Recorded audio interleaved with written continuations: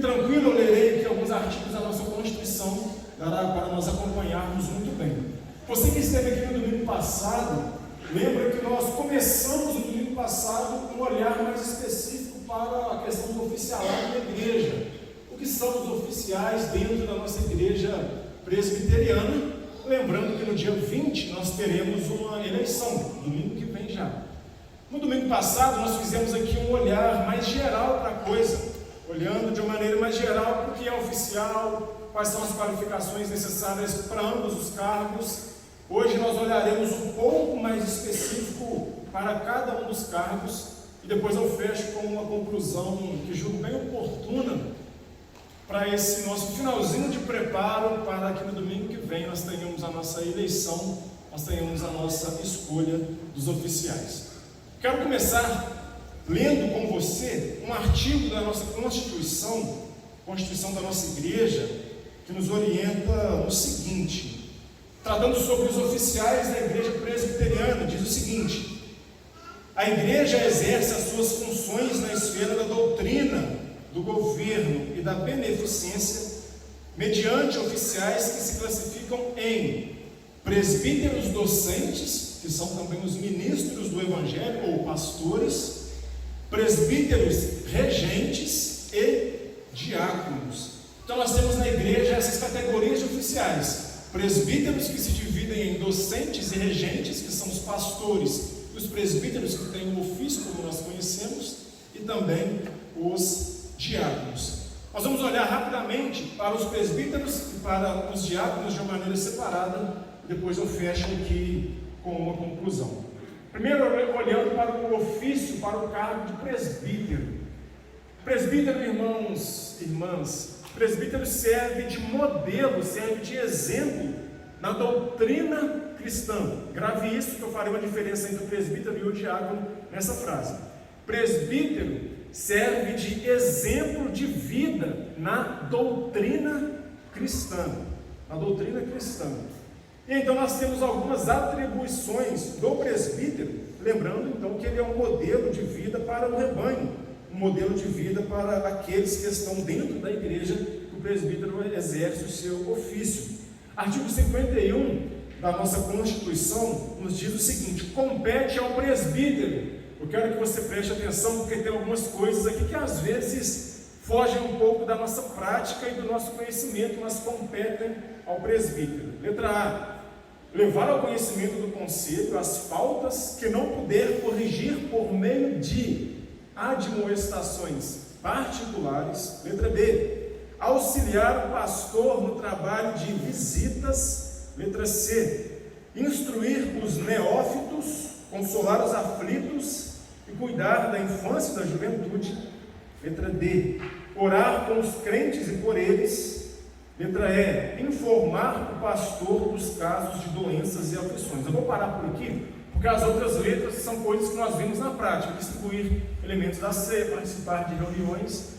Mas essas primeiras letras nos chamam a atenção para algumas atribuições, para algumas competências do presbítero, que às vezes nós não lembramos dela na prática, e às vezes nós colocamos essas atribuições como uma incumbência única e exclusivamente do pastor da igreja. Repito o que eu já disse no domingo passado. Fico bem tranquilo em falar essas coisas aqui, pois estou chegando na igreja agora, não tenho um relacionamento profundo, então não conheço de maneira profunda a maneira como que os oficiais aqui trabalhavam. Fico então tranquilo em falar, ciente de que você não entenderá isso como uma maneira um pouco estranha, partindo para um lado, tendo uma tendência de ir para um lado, defendendo um ou outro. Não os conheço a fundo ainda, então fico à vontade para falar os princípios constitucionais e bíblicos sem ter essa preocupação. Nas letras que eu li então na nossa Constituição, você já repara que o trabalho do presbítero, de certa forma, e uma forma muito importante, é uma extensão do trabalho pastoral, como eu já disse no domingo passado, na aula passada. O presbítero é aquele que auxilia no cuidar dos doentes e dos aflitos também. O presbítero é aquele que ajuda no trabalho de visitação, não apenas o pastor, mas o presbítero também está lá ajudando neste trabalho de pastoreio pessoal do rebanho do Senhor. O presbítero é aquele que observa as falhas individuais de cada um de nós e nos corrige em particular primeiro, antes de levar para o conselho. Percebe então que há um relacionamento pastoral do ofício do presbítero se relacionando com a igreja. O presbítero não é aquele que, como nós achamos às vezes, apenas fiscaliza o que o membro da igreja faz, apenas fiscaliza o que o pastor da igreja faz, apenas se torna um frequentador de reunião do conselho, levando problemas da igreja, levando problemas dos membros que o conselho tratar. O presbítero é aquele que está lado a lado, frente a frente com a ovelha, frente a frente com o povo do Senhor, assim como aquele que tem o ofício pastoral também deve fazer. Peço que você abra sua Bíblia em 1 Pedro, capítulo 5. Nós leremos os 3 primeiros versículos deste texto.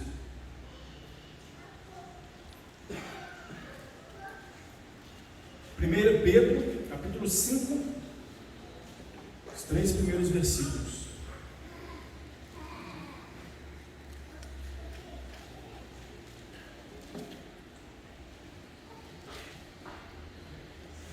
Peço que você me ajude, nós faremos essa leitura juntos e bem fortes, os 3 primeiros versículos do capítulo 5 de 1 Pedro. Vamos lá? Rogo, pois, aos presbíteros que há entre vós, eu, presbítero como eles, que testemunha dos sofrimentos de Cristo, e ainda co-participante da glória que há de ser revelada, pastoreai o rebanho de Deus que há entre vós, não por constrangimento, mas espontaneamente, como Deus quer, nem por sorte da ganância, mas de boa vontade, nem como dominadores dos que vos foram confiados, antes tornando-vos modelo do rebanho. Vamos ler o 4 também?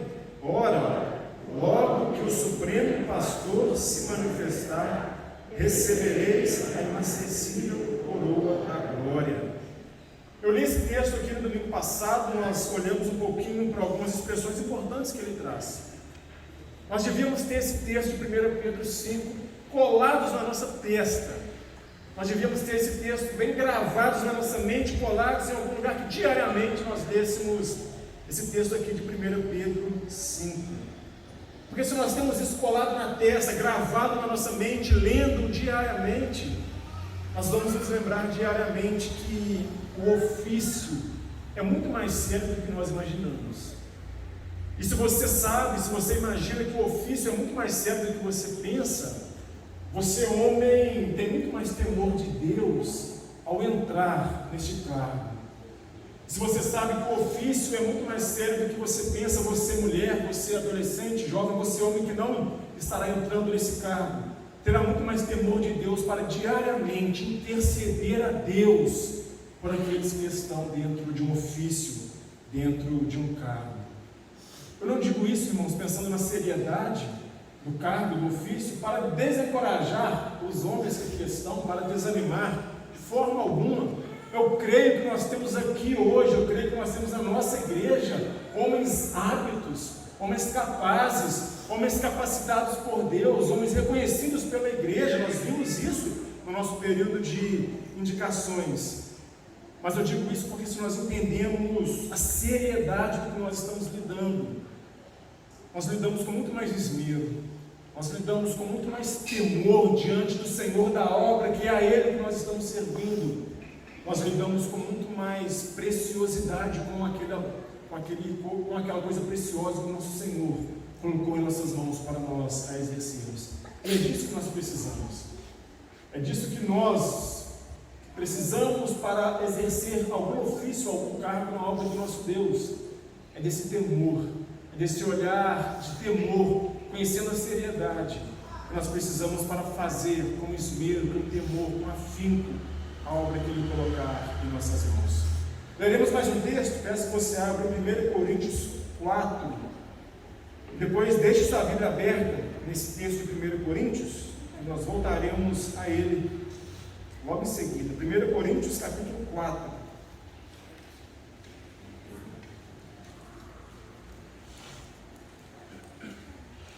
Nós primeiro faremos a leitura do versículo 16.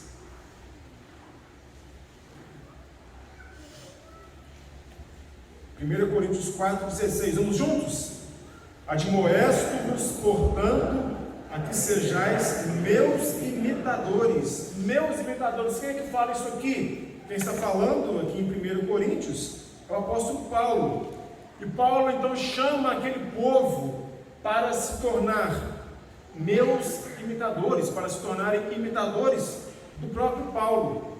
Entende então que aquele que exerce um ofício, aquele que exerce um cargo à frente do rebanho do Senhor, chama para a imitação de si próprio, ou seja, é um modelo do rebanho, é um exemplo do rebanho e se torna então um modelo de imitação do rebanho, mas isso enquanto for imitação de Cristo. Tornai-vos, pois, meus imitadores, como eu sou imitador do meu Senhor, como eu sou imitador de Cristo. Entende então a seriedade de ser um modelo, para que por meio desse modelo o rebanho do Senhor possa então imitar aquela prática de vida cristã que o ofício, o oficial está realizando. Agora os versículos anteriores, ainda no capítulo 4, versículo 6 e 7. Peço que você acompanhe a leitura que faço. Estas coisas, irmãos, apliquei-as figuradamente a mim mesmo e a Apolo, por vossa causa, para que por nosso exemplo aprendais isto. Não ultrapasseis o que está escrito, a fim de que ninguém se ensoberbeça a favor de um em detrimento de outro. Pois quem é que te faz sobressair? E que tens tu que não tenhas recebido? E se o recebeste, por que te vanglorias como se não o tiveras recebido? Olhando aqui para essas perguntas retóricas que Paulo está fazendo, nós vemos que aquele que exerce o cargo, aquele que recebe o dom, exerce o ofício para exercer, faz isso pela graça, recebe pela graça, e cada um recebe única e exclusivamente porque Deus o dotou para isso. Não porque é uma pessoa maravilhosa e destaque entre os demais, mas única e exclusivamente porque Deus o dotou para isso. E então cada um dentro do corpo do Senhor recebe aquilo que o Senhor tem para ele exercer dentro do corpo. Cada um tem o seu ofício, tem o seu dom, tem a sua área de agir. Não há, irmãos, um maior e outro menor. Não há um mais importante e outro menos importante. Não há essa de, eu mereço tal coisa porque eu sou líder da igreja e Deus vai me abençoar de uma maneira especial porque eu exerço cargo de liderança. Orgulho dentro da liderança no corpo de Deus é um grande perigo. É um grande perigo que tem derrubado muitos e muitos líderes, inclusive pastores aqui, falando da própria classe. Orgulho dentro da liderança de igreja é algo terrível que derruba muitos líderes, derruba muitos homens que diziam ser tementes ao Senhor, mas que se venderam ao preço do orgulho, se venderam à vaidade. O que tens tu que não tenhas recebido do seu Senhor? E se você recebeu do seu Senhor, por que você se vangloria disso? Se você recebeu do seu Senhor, por que você se orgulha daquilo que você faz, daquilo que você tenha recebido? Presbíteros, então, irmãos, são homens que servem de exemplos de vida na doutrina cristã. E os diáconos? Os diáconos são homens que servem de exemplos de vida no serviço cristão. Repito, presbítero serve de exemplo de vida na doutrina cristã. Diácono serve de exemplo de vida no serviço cristão. Temos aqui agora o data show. Vou tentar passar daqui. Vamos ver se vai dar certo aí. Diácono então serve de exemplo de vida no serviço cristão. Pode ir passando um pouquinho mais à frente. Quando chegar onde eu estou aqui, eu falo com vocês aí. Pode ir passando. Eu lerei agora o artigo 52. Pode passar no slide até chegar nesse artigo 52. Falando agora sobre os diáconos, se a Constituição da nossa igreja deu aquela série de competências ao presbítero, ela também dá algumas competências muito sérias ao diácono. E o artigo 53 o artigo 53 da nossa Constituição diz o seguinte: o diácono é o oficial eleito pela igreja para dedicar-se exclusivamente, letra A, à arrecadação de ofertas para fins piedosos. Letra B, dedicar-se ao cuidado dos pobres, dos doentes e dos inválidos. Letra C, dedicar-se à manutenção da ordem e da reverência nos lugares reservados ao serviço divino. E letra D, exercer a fiscalização para que haja boa ordem na casa de Deus e suas dependências. Então, o ofício do diácono, nós vemos na prática o ofício que fica ali nos recebendo na porta, e eles fazem isso com muito esmero, de maneira muito boa, que nos ajudam aqui no preparo da ceia, como brilhantemente eles fizeram agora pela manhã. Mas o ofício do diácono também requer algumas coisas bem preciosas e bem piedosas no serviço cristão, irmãos. Cuidado do outro, cuidado de doentes, de inválidos, de pobres, ofertas para fins piedosos de cuidado do outro, e não apenas o cuidado com o espaço físico que nós aqui nos encontramos. Olhando isso então, nós percebemos que o ofício do diácono é de extrema importância, é de extremo valor. Preste atenção, porque se assemelha ao ofício de Cristo. O ofício do diácono é de extrema importância, de extremo valor, porque se assemelha ao ofício do nosso mestre, Cristo. Quem é que nos disse que melhor é dar do que receber? Quem é que nos disse que veio para servir e não ser servido pelos demais? Veio para servir aqueles que precisavam, pobres, doentes, inválidos. Diácono é mão de socorro, diácono é mão de amparo, diácono é mão de misericórdia. Isso é lindo, irmãos. Isso é lindo, irmãs. Pensar nisso torna o ofício extremamente precioso aos olhos do nosso Pai, aos olhos do nosso Senhor Jesus Cristo, que fez exatamente a mesma coisa enquanto esteve aqui. Peço que passe o próximo slide, por favor. Não precisa abrir sua Bíblia agora. Peço que você leia comigo aqui para que você preste atenção em algo que chamarei sua atenção. Marcos 10, versículo 45 diz o seguinte: pois o próprio Filho do Homem, Jesus, pois o próprio Filho do Homem não veio para ser servido, mas para servir e dar a sua vida em resgate por muitos. Pode passar outro slide. Quero chamar a sua atenção para a palavra servir que está aqui. É dito em Marcos 10 que Jesus não veio para ser servido, mas para servir. A palavra usada aqui nesse servir, pode passar no slide, a palavra usada aqui, diaconel, que é a mesma palavra que a Bíblia utiliza para a diaconia, a mesma palavra que a Bíblia utiliza para o ofício do diácono, para o ofício da diaconia. Entende então que Marcos 10 está dizendo que Jesus não veio para ser servido, mas para exercer este serviço de diaconia, para exercer este ofício que o diácono exerce hoje. O ofício de diácono se assemelha ao ofício do nosso mestre, Cristo. E sempre que nós lembramos, pensamos em diácono, em instituição de diáconos, em elegermos diáconos, a gente lembra daquele primeiro diácono escolhido na Bíblia, daquela passagem de Atos 6, eu peço que você abra a sua Bíblia, aquela passagem de Atos 6, onde nós temos ali a instituição de diáconos, nós temos a eleição de diáconos de uma maneira mais oficial, relatada aqui nas Escrituras. Atos 6 é a escolha do diácono Estevão.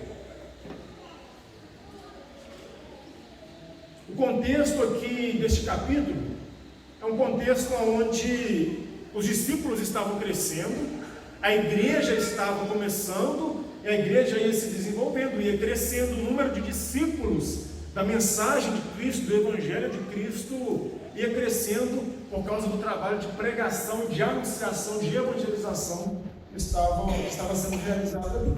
Então, o Senhor estava acrescentando os que iam sendo salvos. A igreja trabalhava, o Senhor acrescentava aqueles que eram salvos. Olha o que acontece então nos versículos 1 e 2. Naqueles dias, multiplicando-se o número dos discípulos, houve murmuração dos helenistas contra os hebreus, porque as viúvas estavam sendo esquecidas na distribuição diária. Então os 12 convocaram a comunidade dos discípulos e disseram: não é razoável que nós abandonemos a palavra de Deus para servir às mesas. A igreja, então, aquele povo que estava crescendo mais e mais, começaram a ficar dividido, um povo dividido, uma comunidade dividida, porque parte desta comunidade estava sendo esquecida na distribuição diária, na distribuição dos elementos diários ali, para sustento daquele povo. Havia divisão, estava começando a haver divisão, estava começando a haver murmuração mais constante entre eles ali. Então, os diáconos são chamados. Então, é dito que deveríamos eleger diáconos, deveríamos colocar em prática o ofício, o exercício da diaconia, para que seja resolvido este problema. Os diáconos, então, são chamados para evitar a desunião entre a comunidade do Senhor e para evitar que um ou outro dentre aquela comunidade passasse por necessidade. Diácono, então, Atos 6, chamado para evitar a desunião entre o povo do Senhor e chamado para evitar que o povo do Senhor, alguns dentre o povo do Senhor, passassem por necessidade. E olha agora o versículo 7. Crescia a palavra de Deus e em Jerusalém se multiplicava o número dos discípulos, também muitíssimos sacerdotes obedeciam à fé. Então, após os diáconos terem ali o seu ofício, escolherem os diáconos, eles começarem a trabalhar e a tapar aquelas lacunas que estavam crescendo, desunião, falta de amparo a todos de uma maneira igual. Após esse serviço ser instituído e ser bem feito, crescia a palavra de Deus. Crescia a palavra de Deus com os diáconos trabalhando no ofício deles e com os outros, que aqui nós podemos assemelhar ao cargo dos presbíteros, trabalhando no ministério da palavra de Deus.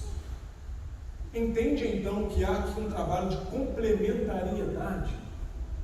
Entende então que há aqui um trabalho de duas mãos, dois braços que estão unidos em um mesmo corpo e trabalham em prol deste mesmo corpo? A coisa foi bem dividida, o trabalho bem dividido foi bem feito. Crescia a palavra de Deus, crescia o povo de Deus e o Senhor ia acrescentando dia a dia os que iam sendo salvos. Lembrando aqui de Atos 6, dessa instituição de diáconos, quero chamar a sua atenção para dois nomes que são citados aqui, dois homens escolhidos naquela instituição de diáconos. Chamo a sua atenção, quando nós falamos de diácono na Bíblia, qual nome vem à sua mente? Um diácono na Bíblia. Nós pensamos em Estevão. Nós pensamos em Estevão, que foi ali o primeiro nome escolhido. Nós pensamos também em Filipe, que foi um diácono, mas exerceu também um trabalho muito bonito, que os próximos capítulos aqui vão nos falar. Nós pensamos de imediato em Estevão e em Filipe. Quero chamar a sua atenção para esses dois nomes. Após essa instituição dos diáconos, após esses nomes serem escolhidos, a sequência do texto em Atos nos aponta o que é que eles fizeram, o que é que esses homens fizeram. Primeiro, Estevão. Estevão, então, passa a ir no Sinédrio, local de reunião dos estudiosos, dos sabichões da época. Estevão vai àquele local e faz ali uma belíssima pregação. Você pode ler depois em Atos 7, essa belíssima defesa, essa belíssima pregação que Estevão faz. Então, após ele fazer isso, obviamente, ele trouxe para si algumas oposições. Acompanhe o versículo 54 em diante. Ouvindo eles isso que Estevão falava, enfureceram-se no seu coração e rilhavam os dentes contra ele. Mas Estevão, cheio do Espírito Santo, fitou os olhos no céu e viu a glória de Deus, e Jesus, que estava à sua direita, e disse: eis que vejo os céus abertos e o Filho do Homem em pé à destra de Deus. Eles, porém, clamando em alta voz, taparam os ouvidos e unânimes arremeteram contra ele, e lançando-o fora da cidade, o apedrejaram. As testemunhas deixaram suas vestes aos pés de um jovem chamado Saulo, e apedrejaram Estevão, que invocava e dizia, vamos ler juntos o que ele dizia: Senhor Jesus, recebe o meu espírito. Então, ajoelhando-se, clamou em alta voz, vamos juntos? Senhor, não lhes imputes este pecado.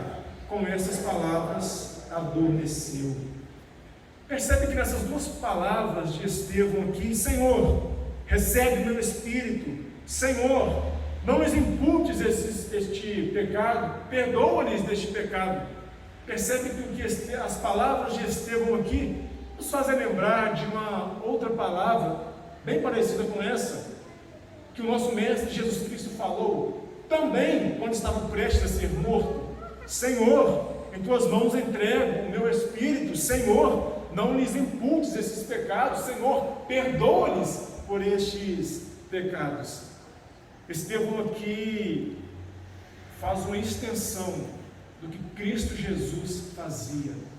Estevão aqui, de fato, era um seguidor de Cristo Jesus e tem a sua vida da maneira que o seu mestre tinha, da maneira que o seu mestre fazia. E agora Filipe, lembrando também deste outro homem escolhido, lembrando de Filipe, nós lembramos daquela história de Filipe com um eunuco. Quando Filipe estava caminhando, ouviu algum homem lendo uma passagem das Escrituras, lendo Isaías, e então Filipe, compelido pelo Espírito, se aproxima e começa então a ensinar-lhe a palavra de Deus. Filipe pregou para aquele homem, Filipe anunciou para aquele homem a palavra de Deus, pregou para aquele sujeito. Percebe mais uma vez então que Filipe, enquanto nome escolhido para exercer a diaconia, pregava, anunciava, era também alguém que propagava a mensagem e o evangelho de Cristo Jesus. Então, olhando para o diácono Estevão faz aqui uma extensão da palavra do seu mestre, também proferira. Olhando para Filipe pregava, anunciava, manifestava com palavras a doutrina, o ensino do seu mestre. O ofício de diácono é isso. O ofício de diácono é servir de mão de socorro e mão de amparo, assim como Cristo fazia. Mas o ofício de diácono também é com a própria vida, servir de testemunha, servir de continuação daquela palavra que Cristo Jesus falou, como Estevão fez. O ofício de diácono também é pregar, anunciar, quando tiver a oportunidade, anunciar a mensagem, o evangelho de Cristo, assim como Filipe fez. Olhando então para esses dois polos, presbíteros, diáconos, quero agora encerrar esse nosso pensamento aqui, antes das nossas eleições no domingo que vem, olhando para uma lista muito específica que a Bíblia nos traz de qualidades para os dois cargos. Peço que você abra em 1 Timóteo, capítulo 3. 1 Timóteo, no capítulo 3, dos versículos 1 até o versículo 10, nós temos aí uma lista bem gigante, bem grande, de qualificações que aquele que exerce um ofício deve ter.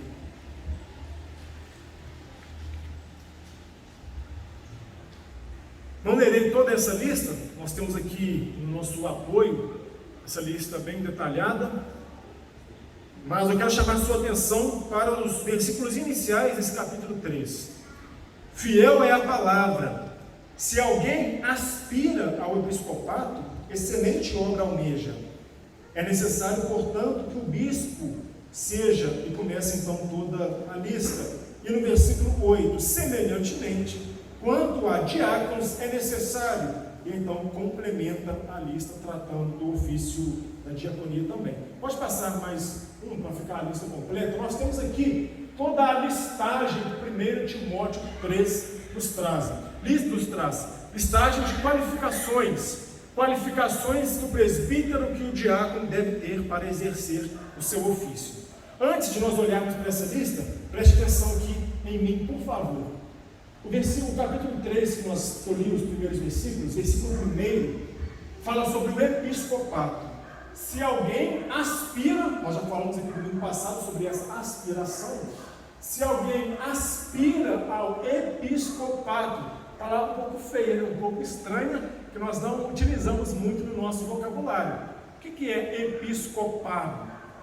É uma formação de duas palavras gregas que, se pensarmos nessas palavras separadamente, nos ajudam a entender. Formação da palavra epi, que quer dizer sobre, acima, com a palavra escopo, que é olhar atentamente, um olhar mais direto, um olhar mais atento. Então, episcopo, episcopato, olhar atentamente, um olhar acima, um olhar sobre, quer dizer então supervisão. Episcopato quer dizer aquele que tem um olhar acima, aquele que tem uma supervisão sobre as coisas que acontecem.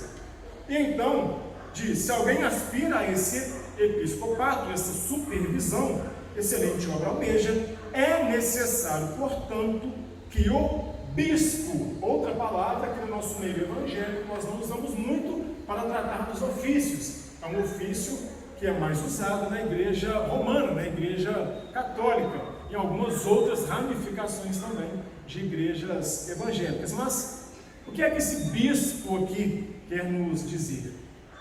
Bispo e presbítero são a mesma categoria, é o mesmo ofício, a mesma coisa em textos diferentes da Bíblia. Atos, por exemplo, Atos 20, faz uma troca com essas palavras. Em algum momento fala bispo, em outro momento fala presbítero, se referindo ao mesmo grupo de gente, ao mesmo grupo de pessoas. Então, quando você lê aqui bispo, você pensa nos presbíteros. Então, se alguém almeja ao episcopato, a supervisão, nós temos então nessa supervisão, ele vai detalhar agora, bispos, presbíteros, e também nos fala sobre os diáconos. E traz então uma lista grande, bem grande, mas uma lista, irmãos e irmãs, preste atenção, aplicável a todo crente. Uma lista grande, difícil de seguir, mas aplicável a todo crente. Aqui nós podemos pegar como exceção dessa aplicação mais universal a questão de ser apto para ensinar, capacitado para ensinar, e não ser um neófito, não ser novo na fé. Todo crente já foi um novo na fé, e nem todo crente necessariamente precisa ser apto para ensinar de uma maneira mais pública. Mas essa lista nós podemos aplicá-la de uma maneira mais geral a todo e qualquer crente. E então, se alguém aspira a isso, se alguém deseja isso, qual a motivação dessa aspiração? Qual a motivação deste desejo? Como eu disse domingo passado, essa aspiração de forma alguma é errada, é pecaminosa. É até bom que haja essa aspiração, este desejo na vida de alguém. Mas qual a motivação disso? O que é que está impulsionando o coração para que haja essa aspiração? Apenas um orgulho? Apenas uma vontade de se destacar dos demais, tendo um cargo um pouco mais à frente do povo do Senhor? Qual é a motivação dessa aspiração? E agora, falando que excelente obra é almejada por aquele que aspira, nós pensamos que essa obra é excelente. Sim, que essa obra é excelente. Por ser uma obra muitíssimo excelente aos olhos de Deus, o Senhor, essa obra requer alguns cuidados, essa obra requer alguns requisitos. E então nós chegamos nos cuidados e nos requisitos. Lista grande, irmãos. Lista grande, irmãos, e nós não alcançamos tudo. De certa forma, humanamente falando, nós podemos falar até que na nossa capacidade humana, no nosso alcance humano, se torna um pouco impossível para nós cumprirmos à risca tudo o que é dito aqui, a começar em mim. Tenho certeza que a começar em mim, essa lista aqui é dificílima de ser cumprida por nós, seres humanos. Pensando nisso, irmãos, quero deixar aqui uma palavra pastoral aos homens, aqueles que serão os candidatos no domingo que vem na nossa eleição. Nós não cumprimos tudo isso aqui.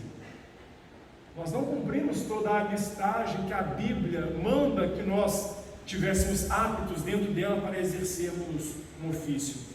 Nós não cumprimos isso à risca, mas este é o nosso alvo. Este é o nosso alvo. O nosso alvo é cumprir tudo isso aqui. E a cada momento que você, homem, amanhece, você deve pensar, ter essa lista gravada na sua mente, pensar: hoje eu me esforçarei um pouco mais para cumprir isso aqui. Hoje o meu alvo será me parecer um pouco mais com o que o Senhor pede de mim, como alguém que é líder, alguém que é ofício, alguém que está ali dentro de 1 Timóteo 3. Humanamente falando, nós falhamos demais e nós não cumprimos a começar em mim, repito. Mas essa deve ser a nossa busca por uma santidade, por uma perfeição. Afinal, não é essa a nossa busca enquanto cristãos? E se eu disse que essa lista é uma lista aplicável a todos, essa é a nossa busca enquanto todos: santidade, perfeição. A cada dia olhar o que não cumprimos, olhar os erros, mas clamar por misericórdia de Deus, temendo a Ele, para que nos capacite a caminharmos um pouco mais para este cumprimento. E deixe também uma palavra pastoral a todos os demais, às mulheres, aos homens, aos jovens, adolescentes, crianças, que não estarão concorrendo aos ofícios. Os erros e os fracassos de ontem não desqualificam pessoa alguma para o hoje. Os erros e os fracassos de ontem não desqualificam pessoa alguma para o futuro. Os erros e os fracassos e os não cumprimentos de ontem não desqualificam alguém para hoje ser diferente e fazer diferente. Errar não cumprindo essa lista, todos nós erramos. O que você deve fazer é olhar atentamente para ver se o fulano, se o cicrano mudou verdadeiramente nisso. Se ele tropeçou sim, assim como eu, todos nós tropeçamos, pastor Roberto, mas se havendo um tropeço, houve uma mudança sincera, houve uma mudança verdadeira. Repito, errar, falhar, sim, fazemos, erramos, falhamos, fracassamos, não cumprimos muitas vezes, mas os erros e os fracassos de ontem não desqualificam pessoa alguma para o hoje, para o futuro. O que você foi ontem, os erros que você cometeu ontem, a sua consciência te acusa de os terem cometido, se houve mudança verdadeira no coração, se essa mudança impulsionou uma prática, isso não te desqualifica para o hoje, não te desqualifica para hoje recomeçar a história e então voluntariamente aceitar a aspiração que o Senhor Deus tem colocado dentro do seu coração. Diante do Senhor, ninguém é irrepreensível.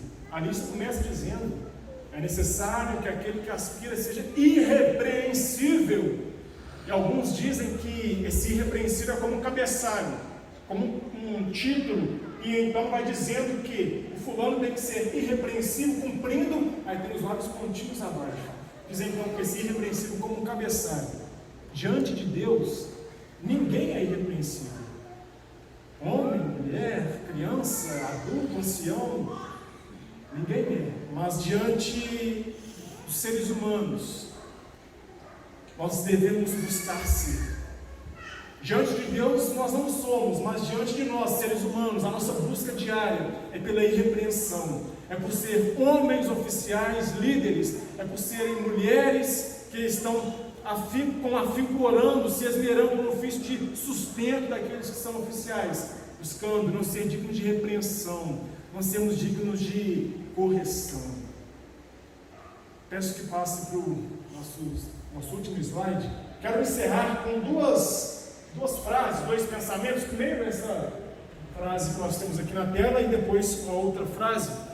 Este texto, esse mini texto aqui, é de um livro chamado Coragem Líder, livro escrito por o pastor Jeremias Pereira.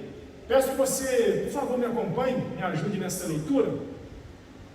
Nenhuma igreja começa ou cresce por causa da tecnologia, prédios, localização, pastor carismático e excelente pregador.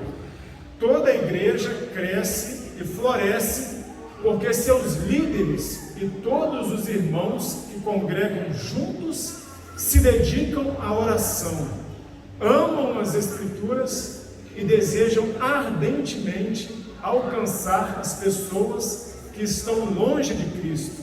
Aí sim, eles começam a pensar e definir quais as melhores estratégias para realizar e efetizar essa missão, como orações. Não vou fazer comentário, peço que isso fique na sua mente. Passe para a próxima frase. Essa frase eu coloquei na semana passada. Eu quero encerrar essa nossa conversa de orientações aqui, lendo junto com você mais uma vez esta frase. Vamos lá?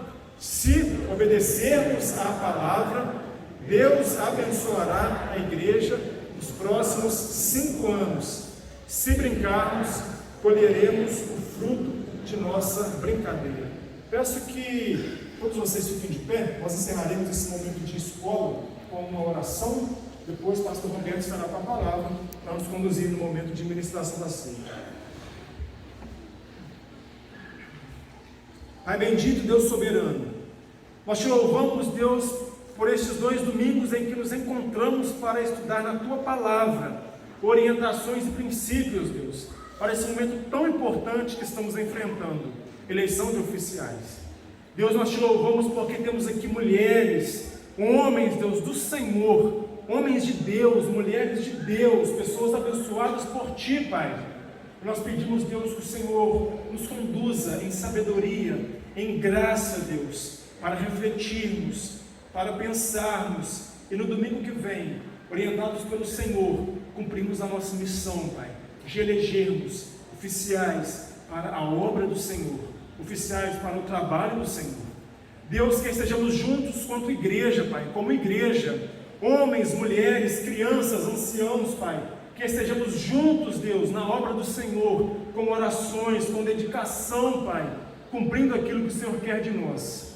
Possamos juntos, Deus, avançar, possamos juntos, Deus, ver esse 2022 ser um ano de crescimento, de avanço, e juntos, Deus, vemos os próximos 5 anos de exercício do oficialato, Pai, sendo um tempo de crescimento, em graça, em sabedoria diante do Senhor, diante da nossa cidade, do local que estamos inseridos. É a nossa oração, Pai, em nome de Cristo Jesus, o nosso Senhor.